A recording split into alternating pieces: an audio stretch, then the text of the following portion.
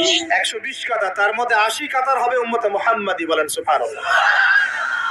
আর এই উম্মতে মুহাম্মাদির মধ্যে আরো 70,000 স্পেশাল মানুষ আছে। কত হাজার? যারা বিনা হিসেবে বিনা আযাবে ডাইরেক্ট জান্নাতে যাবে ইনশাআল্লাহ। বলে দিব তারা কারা? 70,000। তবে অন্য একটা হাদিসে আসছে যে প্রত্যেক হাজারের সাথে আরো 70,000। তবে শর্ত কঠিন। কিরকম শর্ত? সাহাবীরা বসে ডিসকাস করছেন কে হতে পারে তারা। কেউ বলছেন তারা হয়তো প্রথম দিকের মুসলিমরা হবেন, কেউ বলছেন তারা হয়তো মুজাহিদরা হবেন, কেউ বলছেন তারা বদর যুদ্ধের সাহাবীরা হবে ইত্যাদি। তখন নবী সাল্লাল্লাহু আলাইহি ওয়াসাল্লাম আবার চলে আসলেন, ব্যাক করলেন। ব্যাক করে বলছেন তোমরা কি এই বিষয়ে কি বিষয়ে কথা বলছিলে? তখন সাহাবীরা বললেন আমরা তো ডিসকাস করছিলাম যে কারা হতে পারে সেই 70,000। নবীজি বললেন শোনো, ওই 70,000 মানুষ, এক নাম্বার, ওই 70,000 মানুষ পাখি উড়িয়ে ভাগ্য গণনা করে না। প্রথম কাজটা কি?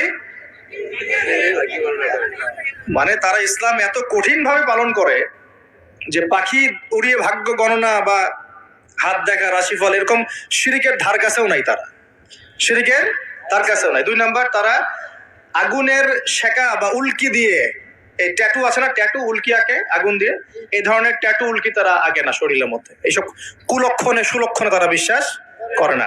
3 নাম্বার, তারা অবৈধ ঝাড়ফুঁক করে না। অবৈধ ঝাড়ফুঁক করে না, বৈধ ঝাড়ফুঁক করা যাবে। সূরা ফাতিহা পড়ে ঝাড়ফুঁক করা যাবে, সূরা ফালাক নাস ইখলাস পড়ে পড়া যাবে, আয়াতুল কুরসি পড়ে পড়া যাবে, কোরআন হাদিস দিয়ে ঝাড়ফুঁক করা যাবে। কিন্তু অবৈধ কিছু ঝাড়ফুঁক আছে না, তান্ত্রিক কবিরাজদের কাছে মানুষ করে, এগুলো করা যাবে না। আর 4 নাম্বার হচ্ছে তারা সর্বাবস্থায় এক আল্লাহর উপরে তাওয়াক্কুল করে, ভরসা করে, আল্লাহর প্রতি তাওয়াক্কুল করে। এরা হচ্ছে সেই 70,000 মানুষের মধ্যে থাকবে ইনশাআল্লাহ। এক সাহাবী দাঁড়িয়ে বললেন, ওয়াকাশা দাঁড়িয়ে বলছেন যে ইয়া রাসূলুল্লাহ, আমার জন্য দোয়া করেন, আমি যেন সেই 70,000-এর মধ্যে থাকতে পারি। নবীজি বললেন হ্যাঁ, তুমি 70,000-এর মধ্যে একজন যাবে। এরপর আরো 2 জন সাহাবী দাঁড়িয়ে গেলেন, আমার জন্য দোয়া করেন। নবীজি বললেন না, ওয়াকাশা অগ্রগামী হয়েছে। এভাবে সবার জন্য দোয়া করতে থাকলে দরজা কি হতো? বন্ধ হয়ে যেত। তো এই দরজা খোলা আছে। এই যুগের মানুষও হতে পারে না? যে ব্যক্তি শিরক করে না, আল্লাহ ভরসা করে, কোন রকম কুলক্ষণে বিশ্বাস করে না, ইসলাম পরিপূর্ণরূপে পালন করে, ইনশাআল্লাহ তাআলা আল্লাহ চাইলে তাদেরকে আল্লাহ পাক 70,000-এর মধ্যে আশ্রয় দিবেন, অংশ দিবেন ইনশাআল্লাহ তাআলা। তো আমরা বলছিলাম যে আমরা কোথা থেকে আসছি ভাই? জান্নাত থেকে। কোথায় যাব? ইনশাআল্লাহ। এর মাঝখানে শয়তানের পথ রয়েছে কিছু, শয়তানের ফিতনা। কি ফিতনা? শয়তান চায়, শয়তান কিন্তু ওয়াদা করে আসছে, চ্যালেঞ্জ করে আসছে আল্লাহর কাছে। কি করছে?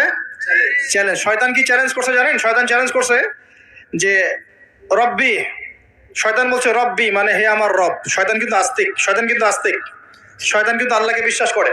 সে বলছে রব্বি, হে আমার রব, আনজিরনি, আমাকে অবকাশ দিন, ইলা ইয়াউমি ইউবআসুন, কিয়ামত দিবস পর্যন্ত অবকাশ দিন। আল্লাহ বলছেন ফাইন্নাকা মিনাল মুনজারিন, যাও, তোমাকে অবকাশ দেওয়া হলো। কিয়ামত পর্যন্ত সময় আল্লাহর কাছে এমন বড় কিছু নয়, খুব সামান্য। এবার সে বলছে রব্বি ফাবিমা আগওয়াইতানি, হে আল্লাহ, যে আদমের জন্য আজকে আমাকে জান্নাত থেকে বের করে দেয়া হলো সিজদা না করার কারণে, লাআকউদান্না লাহুম সিরাতাকাল মুস্তাকিম, ওই আদমকে জাহান্নামে নেয়ার জন্য আমি সরল পথে ওত পেতে বসে থাকবো। বসে থাকে না শয়তান? সুম্মা লাআতিয়ান্না মিন বাইনি আইদিহিম, খুব ভালো করে জায়গাটা বোঝেন প্রিয় ভাইরা। শয়তান চ্যালেঞ্জ করে বলছে সুম্মা, এর পরে আমি আসবো আদম সন্তানের সামন থেকে। কোত্থেকে? এই সামন থেকে মানে অর্থ হচ্ছে দুনিয়া, মানে আপনাকে দুনিয়ার সমস্ত ফিতনা এসে প্রলুব্ধ করে রাখবে। কারণ দুনিয়া চোখের সামনে দেখা যায় না, দেখা যায়। দুনিয়ার অভাবের ধোঁকা দিবে, বেকারত্বের ধোঁকা দিবে, হতাশা, এইটা সেইটা, স্বামী স্ত্রীর ফিতনা, পরিবারের ফিতনা, সামাজিক ফিতনা, আপনাকে দুনিয়ার এই ফিতনা এসে ব্যস্ত রাখবে, রাখে না? এটা হচ্ছে সামন থেকে আসা। ওয়ামিন খালফিহিম, পিছন থেকে আসবো। পিছন থেকে মানে আপনাকে পরকাল সম্পর্কে হতাশ করে দিবে, এবং পরকাল সম্পর্কে আপনাকে কুধারণা সৃষ্টি করবে, এবং পরকাল সম্পর্কে আপনার মধ্যে একটা গাফিলতি সৃষ্টি করে দিবে যে পরকাল না, পরে দেখা যাবে। হ্যাঁ, পিছনে কি আছে? পরকাল না? তো পিছনটা পরকাল। তো পরকাল আসবে যখন, তখন দেখা যাবে। হ্যাঁ, বৃদ্ধ হলে তখন তওবা করে নিব, এখনো কি তাড়াহুড়ার কি আছে, পরে দেখা যাবে শেষ বয়সে। এরকম করে আপনাকে ভুলিয়ে ভালিয়ে রাখবে পিছন থেকে। আবার হতাশ করে দিবে, আমার পরকালে আমার জান্নাত হবে না, আমি তো এত আমল করতে পারি নাই, হ্যাঁ, আমার কি হবে, আমার আত্মহত্যা ছাড়া কোনো পথ নাই, এভাবে হতাশ করে ফেলবে আপনাকে পিছন থেকে। সুম্মা লায়াতিয়ান্না মিন বাইনি আইদিহিম ওয়া মিন খালফিহিম, সামন থেকে আসবো, পিছন থেকে আসবো, ওয়া আন আইমানিহিম, ডান দিক থেকে আসবো। ডান দিক মানে কি? এটার ব্যাখ্যাও চমৎকার।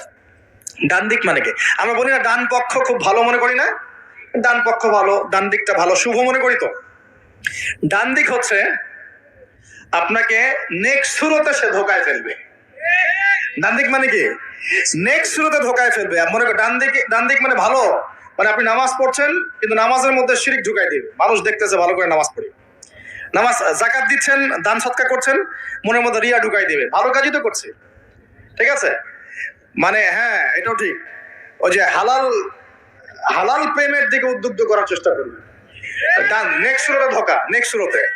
হ্যাঁ, নেক্সট মানে আলেম হয়েছে মানুষ, সবাই একদম বড় বক্তা আলেম সব বলছে, মনের মধ্যে অহংকার, নেক্সট সুরতে ধোকা, ঠিক আছে?